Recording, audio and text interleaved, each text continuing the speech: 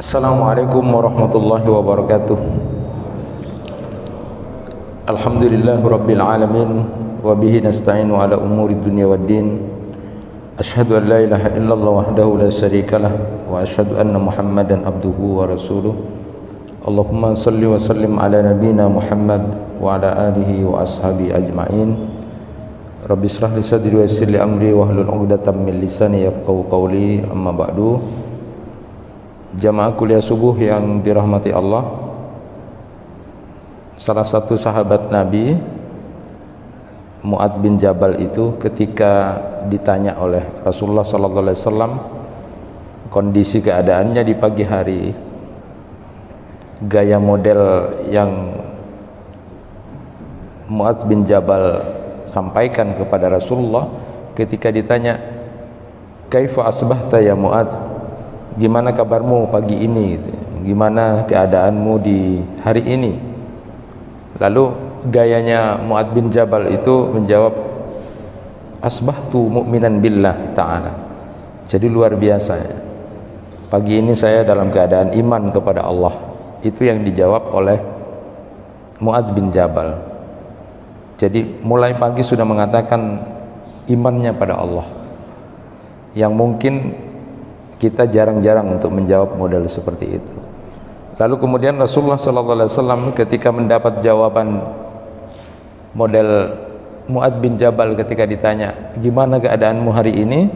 dijawab, "Asbahtu mu'minan billahi ta'ala." Itu Rasulullah SAW lalu mengatakan, "Inna likulli qawlin misdaqa wa likulli haqqin haqiqatan fama misdaqu ma taqul." Rasulullah kemudian menyatakan pada Mu'adz, setiap perkataan itu mesti mempunyai bukti pembenarannya, dan setiap kebenaran memiliki tindakan nyata. Sekarang apa bukti pembenar yang kamu katakan itu, wahai Mu'adz? Jadi Rasulullah bertanya, kalau kamu mengatakan beriman pada Allah hari ini, ketika ditanya kondisi pagi ini, lalu kamu menjawab, saya dalam kondisi beriman pada Allah, apa pembenar ucapanmu itu? Apa tindakan nyata dari yang kamu ucapkan itu? Lalu kemudian Mu'adz menjawab, "Ya Nabi Allah, ma asbahtu sabahan qad illa dhanantu anni la umsi." Ya Nabi Allah, saya tidak pernah sekalipun menjalani waktu pagi kecuali saya menyangka bahwa saya tidak akan memasuki pagi berikutnya. Artinya dalam keseharian di pagi ini, Mu'adz itu merasa bahwa tidak mesti besok bisa hidup lagi. Artinya kesehariannya itu dia berada dalam kondisi zikrul maut. Dia selalu merasa bahwa ini adalah hari terakhir, ini adalah akhir yang harus diberikan, persembahkan kepada Allah yang terbaik. Itu yang kemudian ada di pikiran Mu'adz bin Jabal, sehingga sesuai dengan apa yang diwasiatkan Rasulullah SAW ketika ada sahabat yang bertanya, apa kira-kira yang bisa dilakukan untuk sebuah kebaikan itu, dengan memberikan gambaran sholatul muaddi, itu sholat terakhir. Jadi di antara kebaikan orang agar kemudian bisa berjalan dalam ketaatan kepada Allah selalu, dia merasakan bahwa sholat yang dia lakukan adalah sholat yang terakhir. Ini pesan-pesan dari Rasulullah SAW. Nah, gaya model Mu'adz bin Jabal inilah yang seharusnya memang dimiliki oleh kita, bahwa setiap hari kita berada dalam kedekatan dalam mati itu. Jamaah yang dirahmati Allah, bagi orang beriman memang persoalan bahwa dia harus mengingat kematian itu yang selalu beriring dengan ujian-ujian dalam keseharian kita, itu sudah menjadi makanan kita ya. Dalam rangka apa? Salah satu hikmahnya adalah ketika nanti kita menghadap Allah itu sudah dalam keadaan bersih, Tidak ada lagi dosa dan kesalahan dari efek yang kita lakukan. Di dalam hadis Rasulullah sallallahu alaihi wasallam dari Abi Hurairah itu, Rasulullah sallallahu alaihi wasallam bersabda, "Ma yazalul bala'u bil mu'min wal mu'minati fi nafsihi wa waladihi wa malihi hatta yalqallaha wa ma alaihi khati'atun." Rawahul Bukhari. Tidak akan pernah berhenti yang namanya cobaan itu. Jadi mayazalu itu tidak pernah berhenti, tidak pernah putus. Ya, ada terus ada saja. Ada cobaan bagi orang beriman, laki-laki maupun perempuan. Jadi hadis ini memberikan sebuah gambaran bahwa yang namanya ujian itu tidak berhenti. Jadi kalau kita diuji oleh Allah satu hal, bukan lalu kemudian selesai setelah itu, akan terus ada. Ma yazalul bala'u bil mu'min wal mu'minati. Jadi disebutkan dalam hadis ini dengan kalimat wal mu'minati juga. Sebenarnya bil mu'min sudah cukup, laki atau perempuan, tetapi di sini ditekankan supaya perempuan mukminah juga harus siap-siap. Allah tidak akan kemudian tidak mencoba, terus diuji. Tidak berhenti dalam satu persoalan, ada persoalan lagi selama hidup. Baik itu pada dirinya, terjadi pada dirinya, atau terjadi kepada anaknya, atau terjadi kepada hartanya. Bisa jadi dia pada dirinya mengalami sakit, mengalami kesedihan, kegelisahan, kecemasan apapun pada dirinya.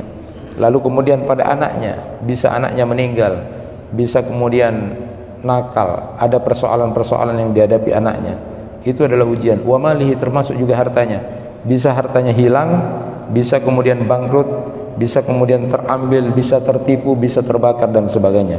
Semua itu terus akan ada pada diri seorang mukmin dan mukminah.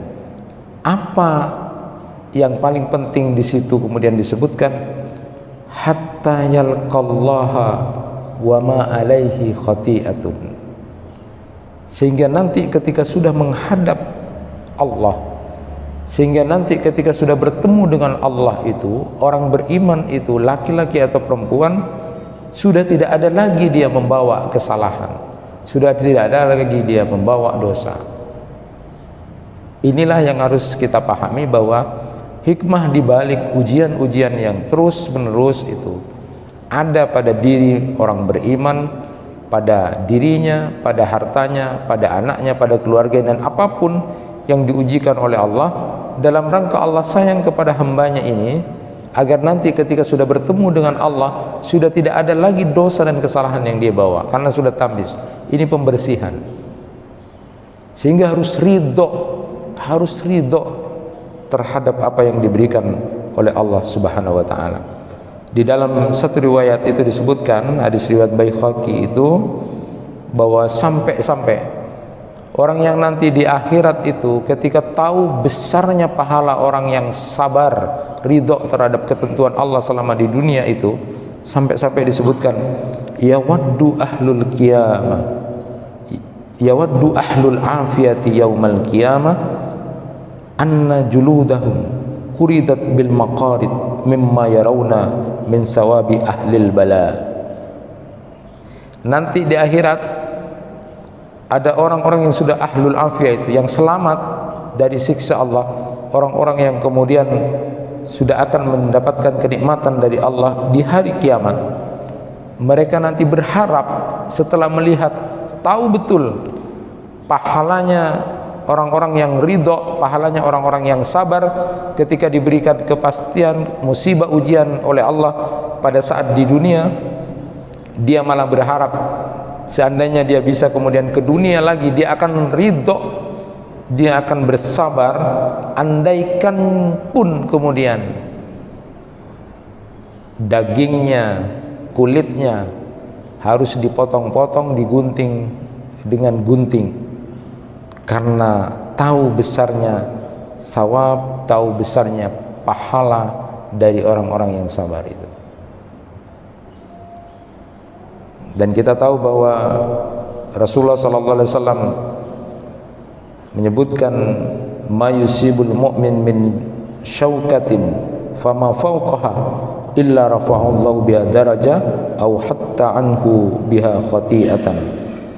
Tidak ada yang terjadi pada seorang mukmin hanya kemudian ada duri yang tertusuk pada dirinya, duri yang menusuk kita, tertusuk duri kita, atau lebih kecil dari itu, lebih kecil musibahnya dari itu, illa rafa'allahu biha daraja. Dengan ujian itu Allah akan mengangkat derajat kita. Au hatta anhu biha khati'atan, atau kemudian Allah akan ampunkan dosa yang dia lakukan. Jadi sekecil apapun musibah pada orang mukmin itu, sekecil apapun musibah yang menimpa pada seorang mukmin itu akan menjadi jaminan dia akan diangkat derajatnya oleh Allah Subhanahu wa taala atau diampuni dosanya. Maka hati yang ridho itu harus ada dan dijiwai oleh seorang mukmin. Bukankah Rasulullah sallallahu alaihi wasallam sudah memuji orang beriman itu, model gaya orang beriman itu yang tidak akan pernah ada pada karakter orang selain beriman. Ajaban li amril mu'min inna amrahu kullahu khair wa laysa dzaka li ahadin illa lil mu'min. Sungguh sangat menakjubkan menjadi seorang mukmin yang sejati itu. Karena apa? Karena segala sesuatu itu pasti menjadi baik. Tidak ada yang tidak baik. Segala sesuatu itu pasti menjadi baik buat dia. Dan itu tidak ditemukan pada karakter orang selain mukmin yang sejati itu. In asabathu syarra syakara wa kana khairal lahu wa in asabathu dharra sabara fa kana khairal lahu. Bila dia ditimpa sesuatu yang tidak enak, sesuatu yang diberikan sesuatu yang nyaman, enak buat dia, maka lalu kemudian dia bersyukur kepada Allah dan itu baik buat dia. Namun manakala kemudian dia dicoba dengan sesuatu yang tidak nyaman, kesedihan, kegelisahan, sesuatu yang tidak enak, dia bersabar dan itu baik buat dia. Inilah menakjubkannya seorang mukmin sejati. Kenapa? Inna amrahu kullahu khair. Karena segala sesuatu pasti menjadi baik. Pada orang yang mukmin itu tidak ada sesuatu yang jelek, apapun yang terjadi. Saat diberikan sesuatu yang nyaman, maka dia bersyukur dan itu baik. Dan saat kemudian diuji dengan sesuatu yang tidak baik, dia bersabar dan itu baik buat seorang mukmin. Dan itulah karakter seorang mukmin yang tidak ditemukan pada karakter yang lain. Mungkin pernah juga saya sampaikan dan ini menjadi sebuah perenungan buat kita yang mungkin kita tidak sama dengan seorang yang disebut oleh Ibnu Abbas itu perempuan bidadari surga yang berjalan di atas bumi. Ketika Ibnu Abbas radhiyallahu anhuma itu berkata kepada Atha itu, ala urika imra'atan min ahlil jannah, maukah aku tunjukkan, kata Ibnu Abbas, seorang yang kemudian ahli surga. Dia ada di bumi, dia berjalan-jalan di atas bumi padahal dia adalah seorang ahli surga. Lalu kemudian Atha menjawab, mana, saya ingin tahu. Lalu kemudian Ibnu Abbas bercerita, dulu pernah ada seorang perempuan, itu perempuan itu ya berkulit hitam, itu perempuan yang datang kepada Nabi, lalu kemudian dia meminta kesembuhan dari sakitnya. Dia kebetulan sakit ayan, kena epilepsi itu. Dia minta kepada Rasulullah didoakan agar disembuhkan dari sakit ayannya itu. Lalu kemudian Rasulullah menawarkan, in syi'ti sabarti walakil jannah wa in syi'ti da'utullah ayyu'afiki. Rasulullah sallallahu alaihi wasallam memberi pilihan kepada perempuan yang meminta didoakan agar disembuhkan dari sakit ayannya ini. Rasulullah kemudian menyatakan, bila kamu bersabar dengan penyakitmu itu yang dirasakan tiap hari ada, maka kamu akan dijamin masuk surga. Tetapi kalau kamu ingin, maka akan aku doakan, kata Rasulullah, agar kamu disembuhkan oleh Allah.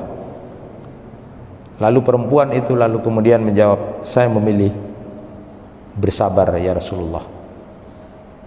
Itulah kemudian yang disebut oleh Ibnu Abbas, itu perempuan itu adalah ahli surga yang sedang berjalan-jalan di bumi.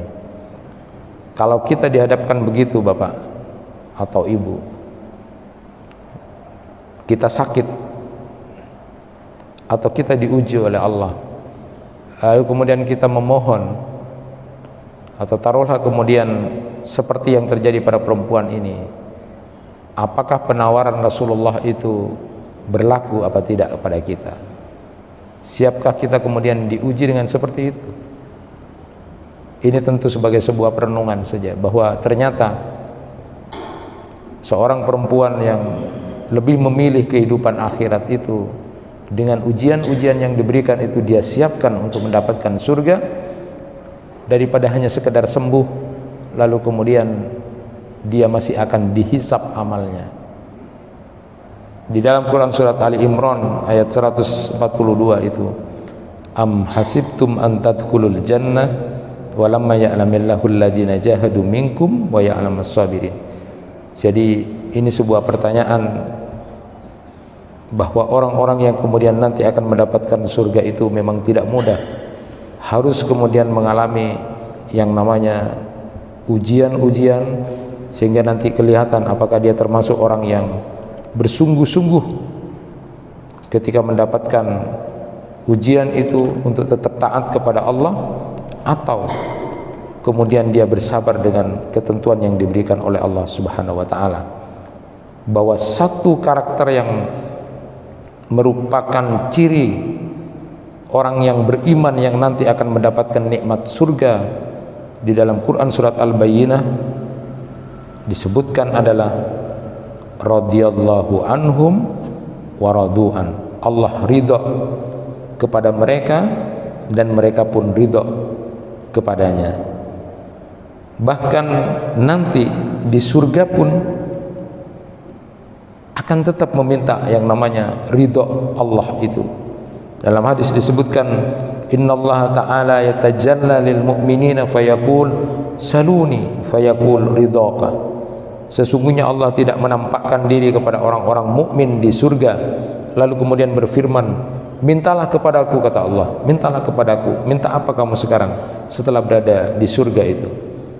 Fayaqul, lalu kemudian mereka menjawab, penghuni surga itu, ridhaka, ridhomu ya Allah. Jadi bagian dari kemudian usaha kita untuk mendapatkan ridho dari Allah Subhanahu wa taala adalah ridho terhadap ketentuan-ketentuan apapun yang diberikan Allah kepada kita. Dalam sebuah riwayat disebutkan, tuba liman hudiya lil Islam wa kana rizquhu kifafa wa radiya bihi. Berbahagialah orang yang telah diberi petunjuk kepada Islam, rezekinya dicukupkan oleh Allah dan dia ridho kepadanya. Hadis riwayat Tirmizi. Lebih detail Nabi SAW bersabda, man ahabba ayya'lama ma lahu indallahi azza wa jalla falyandur mallahu azza wa jalla indahu fa innallaha tabaraka wa ta'ala yunzilul abda minhu haitsu anzalahul abdu min nafsihi. Barang siapa yang ingin mengetahui kedudukannya di sisi Allah, maka hendaklah dia melihat kedudukan Allah di sisinya, karena sesungguhnya Allah tabaraka wa ta'ala memberikan kedudukan kepada seorang hamba di sisinya sesuai dengan bagaimana hamba itu memberikan kedudukan kepadanya di sisinya. Hadis riwayat Al-Hakim. Dan kita mengetahui oleh beberapa ulama itu disebutkan bahwa ridho itu merupakan puncak tawakal. Jadi kalau Ibnu Qayyim itu menyatakan bahwa ridho itu adalah puncaknya tawakal. Jadi puncaknya tawakal itu adalah ridho kepada ketentuan Allah. Kalau Sayyid Hawa itu mengungkapkan, menyebut bahwa ridho itu adalah puncaknya ihsan. ya. Kalau Ibnu Qayyim itu menyebut bahwa ridho itu adalah puncaknya tawakal, tapi kalau Said Hawa itu menyebut puncaknya ihsan. Itu puncaknya kita merasa dilihat oleh Allah, merasa bahwa Allah memperhatikan kita, itu adalah ridho. Itu puncaknya ihsan. Jadi kita memahami bahwa ridho itu adalah sebuah kondisi ruhani, ya, jadi hal ya, seorang hamba terhadap segala ketetapan Allah buat dirinya. Dan di dalam kitab Minhajul Qasidinnya Ibnu Qudamah itu beliau memberi jalan bagaimana menuju keridhaan Allah itu. Pertama, orang mukmin itu harus menyadari bahwa kehendak atau pengaturan Allah itu jauh lebih baik daripada kehendak pengaturannya sendiri. Jadi yang pertama adalah meyakini, menyadari betul sebagai seorang mukmin bahwa pengaturan yang diberikan Allah kepada diri kita itu jauh lebih baik daripada kehendak atau pengaturan dirinya. Seperti ungkapan Umar bin Khattab itu yang menyatakan, la ubali asbahtu ghaniyan aw faqiran fa inni la adri ayyuhuma khairul li. Katanya Umar itu, aku tidak peduli apakah aku akan menjadi orang kaya atau menjadi orang miskin, karena aku tidak tahu mana di antara keduanya yang lebih baik bagiku. Jadi dia ridho saja dengan ketentuannya Allah, dengan usaha dan ikhtiar yang dia lakukan. Dia bertawakal, dia kemudian ridho, dia berbuat ihsan, dia lalu kemudian ridho. Bagi dirinya yang dia lakukan adalah menyadari betul bahwa kehendak pengaturan Allah jauh lebih baik daripada kehendak dan pengaturan dirinya sendiri. Itu jalan pertama yang dilakukan menurut Ibnu Qudamah dalam Minhajul Qasidinnya. Yang kedua, ridho terhadap apapun ketentuan Allah berupa ujian-ujian, kekurangan, penderitaan, karena di balik itu ada pahala yang tersimpan.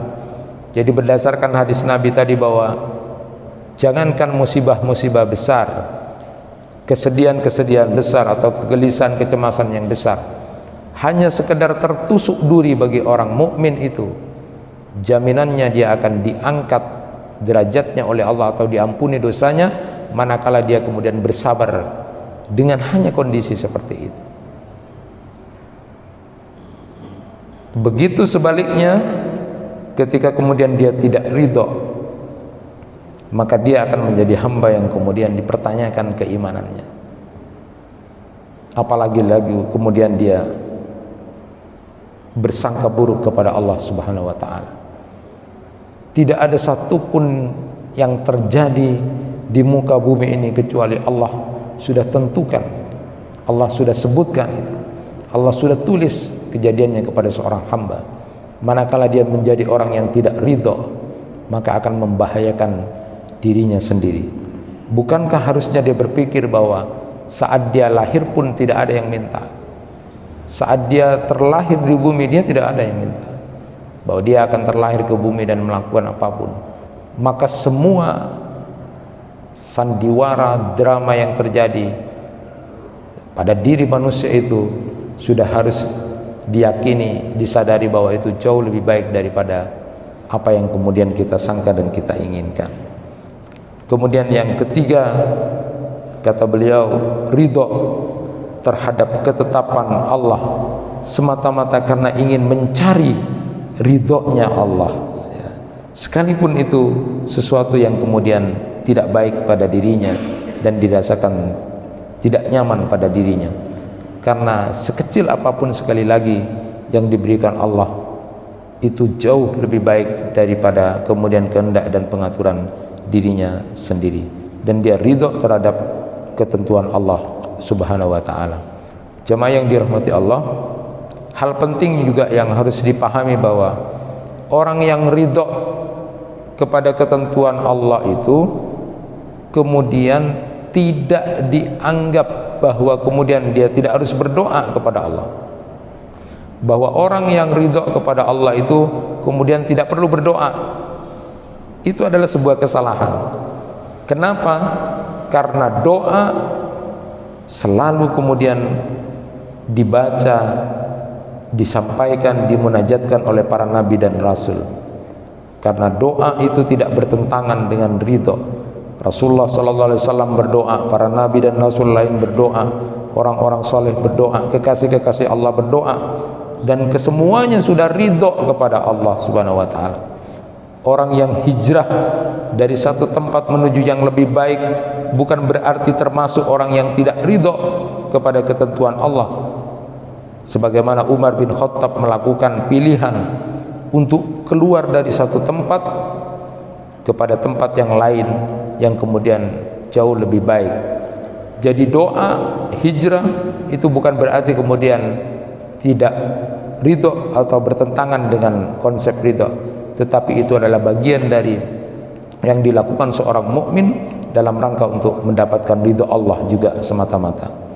Nah, dari beberapa penjelasan mengenai ridho kepada Allah atas ketentuan apapun yang diberikan Allah, ujian apapun yang diberikan Allah kepada kita ini, secara detail kemudian beliau menyebutkan beberapa hadis tentang masalah ridho ini. Yang pertama, dzaqa ta'mal iman man radiyallahu rabba wa bil islami dina wa bi muhammadir rasulah. Yang akan merasakan manisnya iman itu adalah orang yang ridho kepada Allah sebagai Rabb, kemudian ridho Islam sebagai agamanya, dan ridho bahwa Nabi Muhammad adalah utusan Allah. Beliau juga bersabda, man qala hina yasma'ul muadzin raditu billahi rabba wa bi muhammadir rasula wa bil islami dina ghufira lahu dzanbuh. Siapa orang yang mengucapkan saat mendengar azan, aku ridho kepada Allah sebagai Rabbku, kemudian Islam sebagai agamaku, dan Muhammad sallallahu alaihi wasallam sebagai rasul, maka dia akan diampuni dosa-dosanya. Sungguh luar biasa kalau setiap hari, sebagaimana yang digambarkan oleh Mu'adz bin Jabal ketika ditanya oleh Rasulullah, bagaimana keadaanmu hari ini? Lalu kemudian Mu'adz menjawab, asbahtu mu'minan billah, saya beriman kepada Allah. Lalu setiap hari kita pun membaca raditu billahi rabba wa bil islami dina wa bi muhammadin nabiyya wa rasulah. Kita percaya, kita ridho bahwa Allah adalah Tuhan kita. Yang konsekuensi dari ridho kepada Allah itu artinya ketentuan apapun yang diberikan oleh Allah kepada hamba itu dia ridho. Lalu kemudian dia ridho agama Islam sebagai agamanya, maka semua perintah-perintah, larangan-larangan yang kita ketahui dalam ajaran agama itu dia lakukan dengan sebenar-benarnya. Dan lalu kemudian dia ridho bahwa Rasulullah sallallahu alaihi wasallam adalah merupakan nabi kita, rasul kita. Lalu kemudian kita patuh dan taat terhadap apa yang menjadi sunnah-sunnah nabi, maka itulah orang yang akan merasakan manisnya iman. Sebagai bukti, ketika ditanya siapapun, bagaimana kabarmu hari ini, lalu mengatakan asbahtu mu'minan billahi ta'ala, wujud bahwa kita beriman kepada Allah subhanahu wa ta'ala. Sebagaimana yang disampaikan Nabi, harus ada bukti, dan bukti yang kita lakukan dalam keberimanan kita adalah ridho terhadap ketentuan Allah, lalu kemudian menjalankan syariat agama ini dengan benar, lalu mencintai Rasulullah dan melaksanakan apa yang menjadi sunnah-sunnah Nabi sallallahu alaihi wasallam. Itu yang bisa disampaikan, mudah-mudahan bermanfaat. Kurang lebihnya mohon maaf. Wassalamualaikum warahmatullahi wabarakatuh.